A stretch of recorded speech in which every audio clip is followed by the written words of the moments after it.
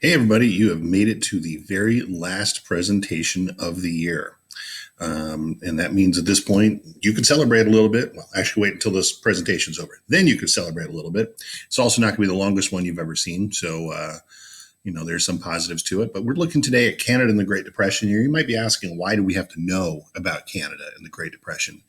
On paper three, the part of the IB exam that's worth the most, it deals specifically with the Americas, and there will be two questions next year that deal with the Great Depression in the Americas. So you could handle potentially questions that deal with what the United States went through or what Canada went through. We will worry about what Argentina went through next year because it's just really so convoluted. It's just not worth getting into right now. So this is going to be it. This is the last thing that you're going to be dealing with in your junior year presentation wise. There's going to be a reading check this week, and of course you had those songs and lyrics to look at and movie clips to look at from the other presentation for this week. Next week, there's just going to be a quiz and then you're done. So let's get started on Canada and the Great Depression, which you're going to notice there's only one presentation on it. And an awful lot of things seem very, very similar to what was going on in the United States. So just keep track of, how things look similar and you're going to be in great shape. So the 1920s, everybody comes home from World War I. Canada's involved as well. Their soldiers were involved supporting Britain as of 1914. Their farmers, of course, had done very well during the years of during the years of World War I, sending and selling a lot of food overseas, particularly to Britain, and that prosperity was going really, really well. The farmers got record prices. Again, they, just like the United States, were encouraged to go out and buy larger pieces of land and additional mechanical equipment like tractors to help them produce more and more and more. When the war comes to an end, that's going to cause a small problem because now more people are going to come back and the demand to supply food overseas isn't as great as it was during the war. Prices are going to come down. And it does cause a small economic depression in 1920, and there will be a second one in 1923. And nobody really notices that, at the time. It's the euphoria of the post-World War I years. Much like south of the border in the United States where, you had the roaring 20s going on, Canada was basically like the United States north. Things were going on pretty well. People, just like in New York with the stock exchange and the futures markets in Chicago, people in Toronto, where the main stock exchange is in Canada, did the same thing that was happening in the United States. People were buying stocks and thinking about get-rich-quick schemes and doing what they could to try and get rich. And the price of stock would get inflated beyond what it realistically should have been, but it always was going up. So people bought it and they sold it for a profit, and they bought more and they sold it for a profit. Now, whether or not they did on-margin buying, I don't know. Percentage of Canadians to Americans and how many people were involved in the stock market, again, I don't know. But it was one of the things that leads them to the same kind of problems the United States will have is an over reliance on the stock market and basically building it up to a point where it's not sustainable. So that being said, you may recall a little while ago there was one of the things that I said for a family of four, the minimum salary that was needed for a year for somebody to be considered to be well off. I don't remember what the figure was. But the fact that the majority of American homes were not meeting that is very similar to what's going on in Canada. In 1929, as you can see from this first fact, if you wanted to have a comfortable lifestyle, you needed 10,000 Canadian dollars a year. There's 20 million families. Only 13,500 families actually made that amount of money, which meant if you wanted to keep up with the McCormicks next door or something, you again had to borrow money from places like a bank to go buy a washing machine or a radio or something else. So basically, most people are not making a sustainable, comfortable amount of money, whereas everything's going great around them. People are trying to keep up with each other. It's an age of excess. Credit is not really being looked at as, something just to be taken out very rarely. It's a big deal. And the majority of working men and an even larger percentage of working women, because of course women were being discriminated against and being paid less, were making a very, very, very small amount of money. not enough for them to really be prepared for what's going to be coming. Canada then, now, probably in the future, is still going to be heavily reliant upon agriculture. They have huge amounts of open space, and it's used to raise quite a lot of things, especially wheat-oriented things. Another thing that happened after World War I, although the United States cut off immigration, Canada basically opened theirs up. And a lot of people who wanted to escape from Europe's cycle of wars or areas of destruction or things like that saw Canada as a stable place to essentially go and put down roots to become, essentially a new Canadian citizen. And Canada welcomed these people to come in, lots of land to absorb them. They came in, they filled in the prairie. And again, there's not a lot of huge cities, so most people came in and tried their hand in farming. Well, what that does is it's going to increase the amount of food being produced. And that as the more of something, comes in, obviously the less that it's going to be worth overall. So it's going to depress the prices for things like wheat, which again, Canada was, heavily involved in the production of. One thing that the Canadian farmers did do that for a while gave them some help was they basically said, all right, we're going to basically put all of our wheat, let's say, and put it in a big giant pile, not literally. But they formed something called a cartel. And a cartel is like what OPEC does with oil. When they think we should get more money for what we want, they say, we're not going to produce a lot. And, as a result, suddenly the world goes, oh no. And when they lower the production, obviously there's less of it available and the price goes up. And they can control and dictate largely how much people around the world will pay for wheat because they kind of control like the biggest supply of it. And that's working really well for them at first in the 1920s. They're willing to cut off wheat in order to get the prices they want and allow their members to, basically have a really good shot at doing well economically, but that doesn't always work. And what's going to happen is when there's not enough wheat, obviously when you say I'm going to cut it off even more, prices are going to go up, you're going to get what you want. But when all of a sudden there's more being produced, then that's going to be a problem, especially outside your control. So for example, you look down at the bottom and you see that the Americans, the Argentinians, the Soviet Union were also more than willing to sell wheat for a lower price than what Canada was going to charge. So if you're Britain and you're a net importer, obviously you're not going to buy it from the Canadians who are being stingy and charging you more. You're going to go to the Soviets or you're going to go to the Americans. And again, remember the Soviets were doing this actually at the cost of their own people who were literally starving to death at the time, but to get the money they needed on the international market to buy things because nobody wanted to take Soviet rubles. They only wanted like money they trusted.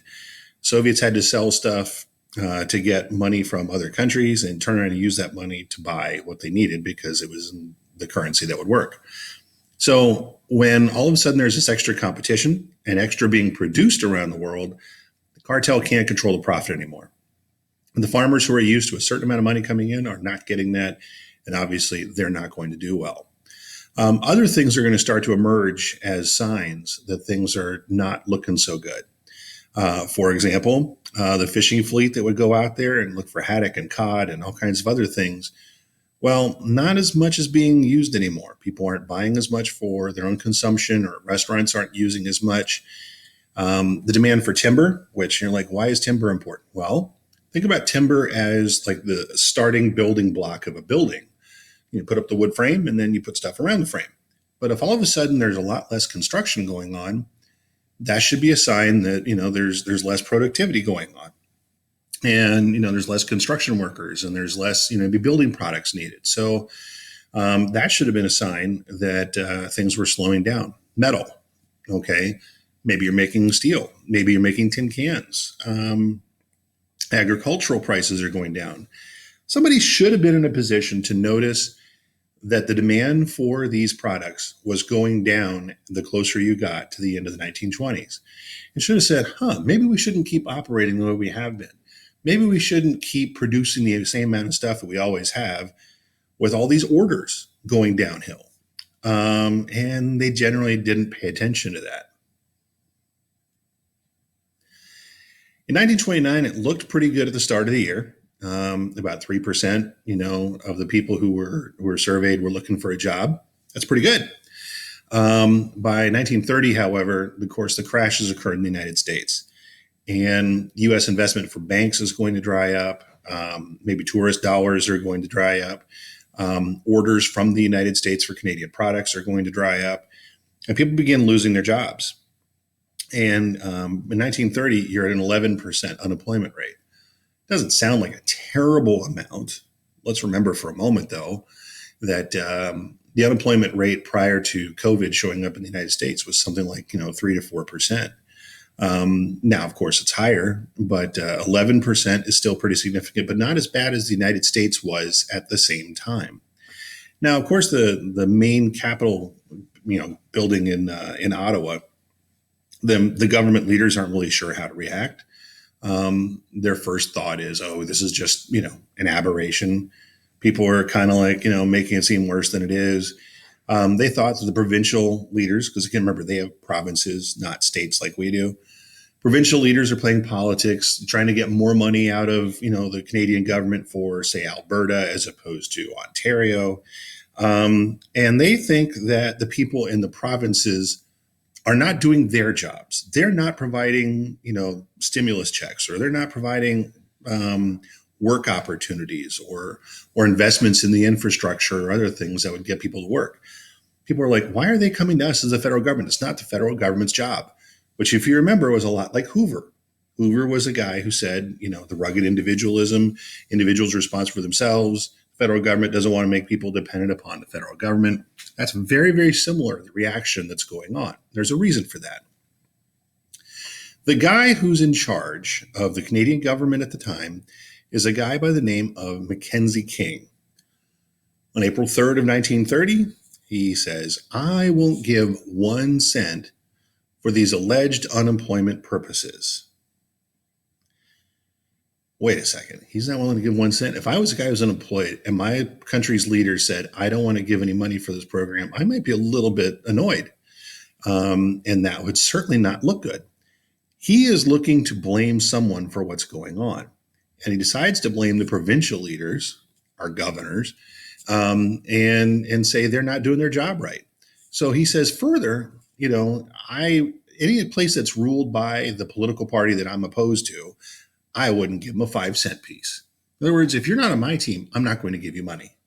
And again, if I'm out of work, that's really not going to be something that makes me super, super happy to hear, especially if it's an election year. Well, actually, as it turns out, 1930 is an election year.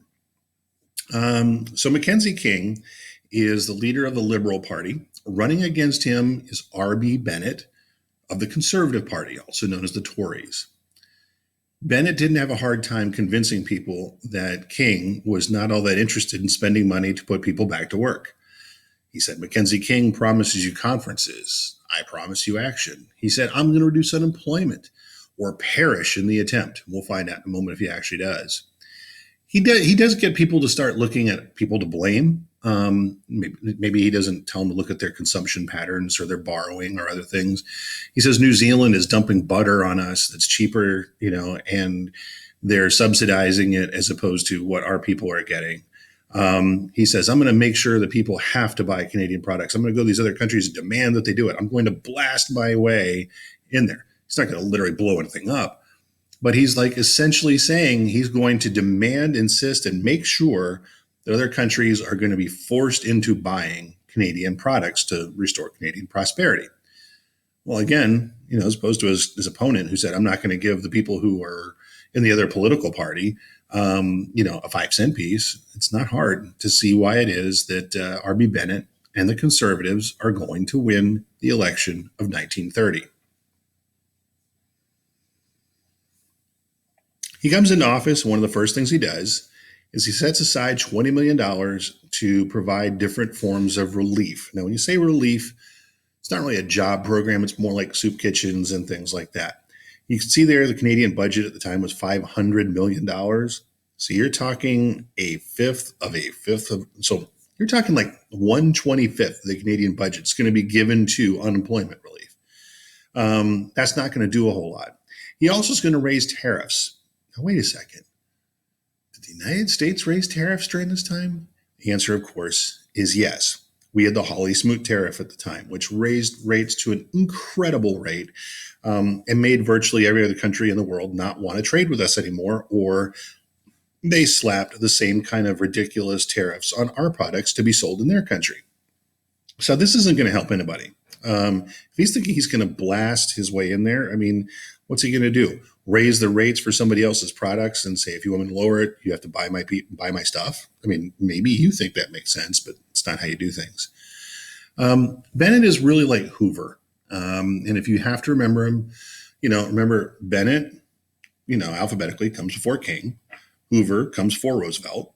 But in this case, Bennett is a conservative. Again, he doesn't want the government to get into this cycle of having to bail people out when things aren't going well. That rugged individualism type mentality that Hoover had.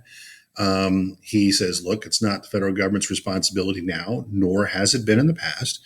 This is supposed to be handled at the provincial level. They understand in New Brunswick what's better than what I do in Ottawa. They know in British Columbia what they need. I don't.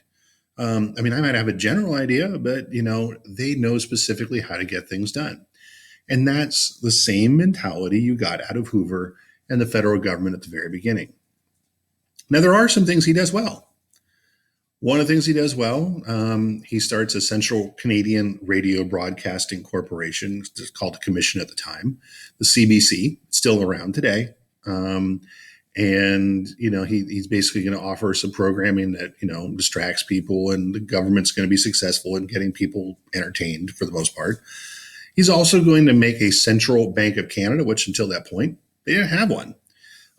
It's like our Federal Reserve. It's going to control the flow of money in and out of the economy. It's going to make it easier for banks to borrow, control interest rates, and advise the government in all kinds of financial issues.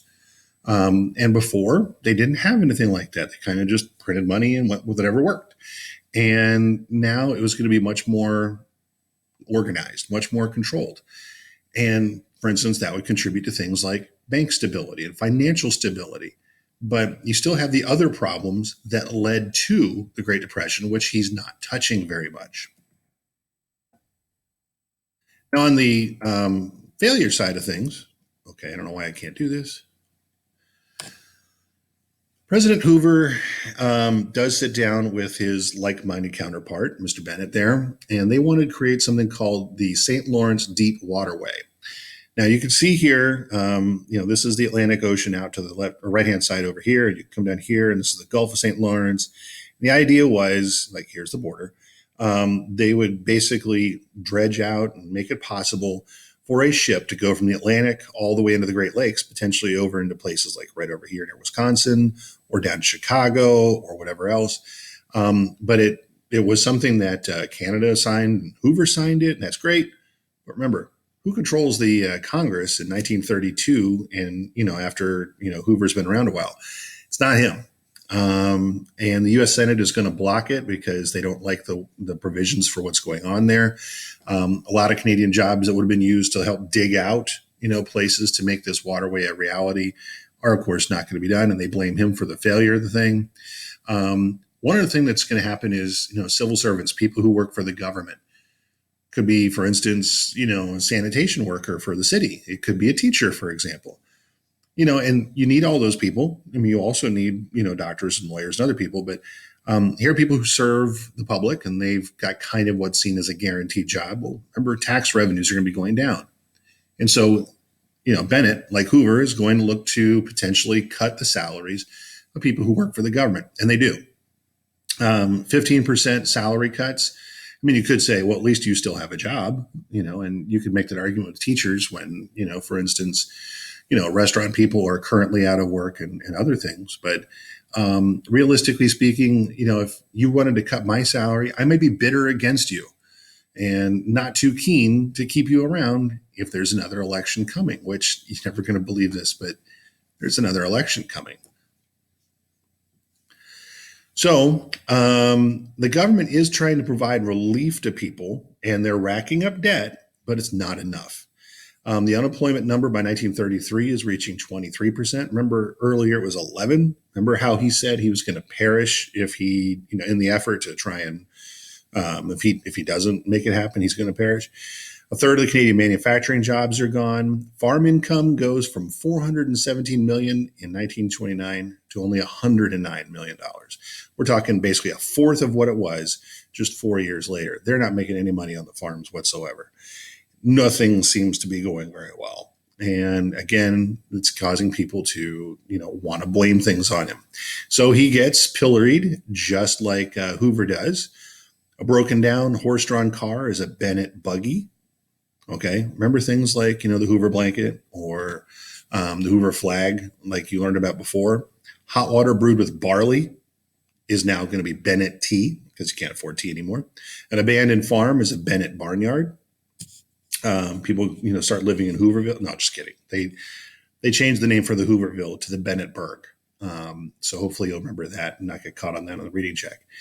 But it gets worse and worse and worse. Now look at these guys. They're all sharing one room in what looks to be an apartment or tenement house kind of thing. Some people are sleeping on the floor, multiple people sharing the same bed. This does not look comfortable or easy. The government doesn't want anybody collecting unemployment benefits who are, doing too well. And their definition of doing too well starts to get a little extreme. Before you're going to get $1 in any kind of relief, you're not allowed to have a car. Wait a minute, how are you going to get to work? Maybe there's public transportation, but what if you got to get, miles across the prairie to get some processing plant? Too bad. Not allowed to have a car because that's a luxury. You're not allowed to have a phone. You're not allowed to have a pet. If you have one, you got to get rid of it. Anything that's ornamental. So notice in this picture, there's not a lot of stuff on the walls. No comfortable furniture. So I guess you have uncomfortable furniture. And literally, you have one light bulb. Okay, you might have a chandelier with 6 different light bulbs on it. You only have one light bulb in there. You got food vouchers. You could go, buy your stuff at a grocery store, but it wasn't much. You did get medical care, but there's not a lot of doctors. And because the government's paying for things, they don't want to spend a lot of money on it because they can't. So they're going to have one doctor who sees a whole lot of people. You can get clothing, but it's going to be used, and it's going to be from a big giant pile. It's collected by the city for the most part. And this doesn't sound good at all. Men did a little better if they were single. Families did okay, I guess you could say. But single women, found themselves at a slight disadvantage. They hadn't been working as much as men. There was less accommodation for women. And again, we're still talking about an era where men were seen as the breadwinners of the family and women were not. They're supposed to stay home. This, of course, doesn't change until World War II and after. But the government's efforts to take care of the people are really weak and really inadequate. Oh, and remember, there is an election coming. So, there are various government programs in the United States. One of the things you learned about previously was the Civilian Conservation Corps that took young men and veterans and put them to work around the country doing various projects. In Canada, they had kind of a similar program. It kind of starts out in a multiplicity of ways. People were leaving the farms because they were producing too much and they weren't making enough. And they thought, I'll go to the city and I'll get work. Meanwhile, there's people in the city who were in manufacturing who lose their jobs. They decide to go out to the prairie to look for jobs on farms, and nobody's being successful. So Bennett does create a program, again, just like the CCC, which again, remember, FDR puts out. It's not Hoover, but he's going to see it because he's in office while FDR is in office. And if you're young, you're unmarried, you're unemployed, you could potentially get a job in an organization that will eventually become known as the Royal 20 Centers. They're going to put them to work in work camps. They're going to do the same kinds of projects the CCC did. A lot of people didn't like having programs for these unemployed men to just basically go get work and do things. Cities notoriously just didn't have the money. The government wasn't giving them enough to basically do that. The United States did a better job of that. But, there's nobody providing jobs for these people. So the Royal 20 Centers are going to be put together by, the national government. They're called the Royal 20 Centers because they get 20 cents a day. It's a program run by the Department of National Defense. during World War I. They're in charge, and now here they are at the same time. They don't like the fact they're getting paid such an incredibly low amount of money. I don't know if their conditions are as good as what the CCC had, but they do feel strongly enough about it that they start essentially saying, we need to do something about this. And so they're going to basically hop on a train, probably not paying for a ticket, and they're heading east towards Ottawa. And Vancouver's at the other end of the country on the west. And as the train continues to trek its way across Canada, more and more people are hopping on the train going, yeah, we don't like this either. And they're all hopping on because they want to show down with the Canadian government to look into what they're concerned about. So Regina is a place in Saskatchewan, and they don't get all the way to Ottawa. Basically, the prime minister comes out, meets the train. There's some discussions. They want more money. He doesn't have more money. They want more jobs. He doesn't have more jobs to give them. And this is a threat to public order. That seems like it could get unruly. Maybe they're going to try and take over the government. We don't know. So he calls in the Mounties, the Royal Canadian Mountie Police. They start arresting some people who are in charge of things, trying to break the whole thing up, trying to get everybody to go back where they came from. Of course, people see their leaders getting arrested. They riot, and again, it doesn't look like Bennett has a very good hand on the situation whatsoever. There's going to be, a whole lot of people get injured. Dozens of people get arrested. This On to Ottawa movement doesn't make it to Ottawa, and it's not successful at solving their problems. Meanwhile, out on the farms, these individuals who were contending with making far less money than they had before, banks are foreclosing on their properties. Again, the properties they expanded during World War I because they were getting the money for it. But then in 1929, just a little before the Dust Bowl starts in the U.S., 1929, a drought sets in Canada. Not enough rain comes in, crops aren't going to grow, and this drought lasts for 9 years. Again, it does start blowing. You start getting a Canadian version of the Dust Bowl in 1931. And what does that do? It takes away the topsoil that would grow the crops. Well, now you're going to grow even less. I mean, you might say prices are going to go up, but you're not producing very much to be able to sell. In 32, and get this, in 32, there's a wave of grasshoppers that normally would have, some grass to eat, would normally have some crops they could feed on. Now there's not. They're hungry. They've been reproducing like mad. And during the short time that they're out there and doing things, they just essentially just blow, in huge waves, just absolutely huge waves. They descend on anything they can possibly eat. They eat crops, of course. They eat grass if they can find it. And they if you have your clothing out on the line, they're going to land all over the clothing and they're going to eat it. And if you've got a shovel, for example, you're going to go out and they're going to have eaten the wood because there's nothing else for them to eat. You'd be left with a metal piece, for your shovel, and that would be all. You would want to go outside during this time. I mean, they'd be all over your clothes, they'd be all over your face, and it would just be gross. And it was like a plague. So in 1928, farm income out there on the prairies, where normally you'd have farms being very successful. 1928, it's 363 million Canadian. In 1931, they lose a collective almost $11 million. They're not making any money whatsoever. Everybody wants someone to blame. Guess who you're going to blame? You said Bennett, you're probably going to be right. In 33, Western farmers in particular, they got the drought. All of a sudden, they got the grasshoppers. Hail starts showing up. I mean, you could say, well, there's a drought. They got hail. It melts. No, it's just, pelting, like a little tiny, sprout comes up. Hail hits it, and then it's just going to, not be able to bounce back up. And you see rust here. We're not talking about the stuff that forms on metal. There's another form of rust, which is, something that affects plants and causes them to die. Frost is going to appear. The winter stays longer and it shows up. I mean, just, here we are in 2020 and the week of May 16th-ish. There was snow last week in the United States. And same thing was going on in Canada. You're probably thinking maybe that's more common than not, but it's actually not. So these people are just flat out done. They want to go to the cities. They're done. Pack it up. Farming isn't paying off. Let's go to the cities. But wait a minute. You go to the cities, normally there'd be manufacturing jobs. Right now, there's not. So that's not going to go very well.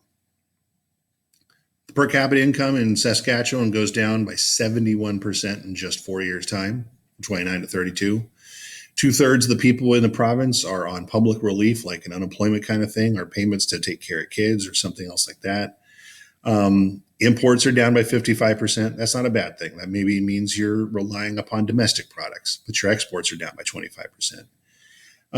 Unemployment's 27% by 1933. Mr. Bennett, who said he'd perish in the attempt to put Canada back to work, is really not going to be very successful. In 1935, Bennett's going to start going towards a more worker-friendly system. Why? There's an election. He says, let's have a 48-hour work week, whereas before there weren't any limits. So now, you're going to start seeing limits on what people can work, and time and a half, or maybe you hire somebody else to come in. He wants to see a minimum wage that's going to, give people a decent salary. He wants to look at regulating industry like the NRA is doing in America. All these proposals are called Bennett's New Deal. His party's the conservative group. He's starting to look like Democrat FDR. So his party's like, we don't like you very much. And in the fighting that goes on back and forth within his own party, it's not going to go very well. King is going to come back in as the prime minister. He actually was already a friend of Roosevelt's. And as soon as he comes into office, things start to shift a little bit. Tariffs come down for American products, tariffs come down for Canadian products so we can start trading more across the border. Americans are making money off of Canadians, Canadians making money off of Americans. It's going to be a start. He's going to look at ways to work together with the provinces a little better than Mr. Bennett had done. There's not a lot of real clear signs that major changes are coming. They do start a youth training program for jobs like apprenticeships and things like that. They do start home building programs to help people get their first home and afford that, which does provide some help to the construction industry. He does pump priming, which again, Hoover started, but FDR turned into an art form. And basically, King is going to spend money Canada doesn't have, just like, Roosevelt's willing to do in huge numbers. And that's going to put Canada in more debt, but it's going to start putting people on the road to recovery. Now, what this really does, this is the last slide of your junior year, actually. These programs are in place. The apprenticeships are going on. The construction industry is beginning to get its stride a little bit. And some public projects are beginning to build. And this is all right in time. Because as much as this, is going on during the 30s, mentally, I want you to remember in the background, Hitler comes to power in 33. He starts taking over territory in 36. In 1939, September 1939, World War II begins. He invades Poland, and Canada is going to follow Britain's lead by, coming into the war just a few days later. And so as of September of 39, Canada is going to be involved in World War II. And of course, when Canada joins the war, remember back to the days where Canada's in World War I, they expand their production. They grow more food. Their farmers, are going to make more money because they have to now export food to places like Britain. And Canada is going to see, just like the United States, its economic resurgence from the Great Depression largely come because World War II begins. So the thing that really allows King to look like the savior who saves Canada from the Great Depression is the arrival of World War II, which they get into in 39, and we get into at the very end of 41, in December of 41, of course, with the attack on Pearl Harbor. The thing that saves Canada, like the United States, is World War II and the economic changes that come from that. So King's going to get really the benefit and the credit for that. So if you're remembering the prime minister order for the Great Depression, it starts when King's in charge. He's going to lose his job, and then the Hoover-like Bennett is going to come in, and then King is going to be there at the end of the Great Depression again. So it's kind of a weird return to power that people had kicked out before. I don't know why they couldn't find somebody new, but that's the way it worked. So that's the end of what Canada goes through in the Great Depression. There's plenty of examples there where Canada follows examples like the United States does. Hopefully you can make some comparisons. That might be a good idea down the road. And if you have any questions, we'll see you on Thursday at 10 o'clock.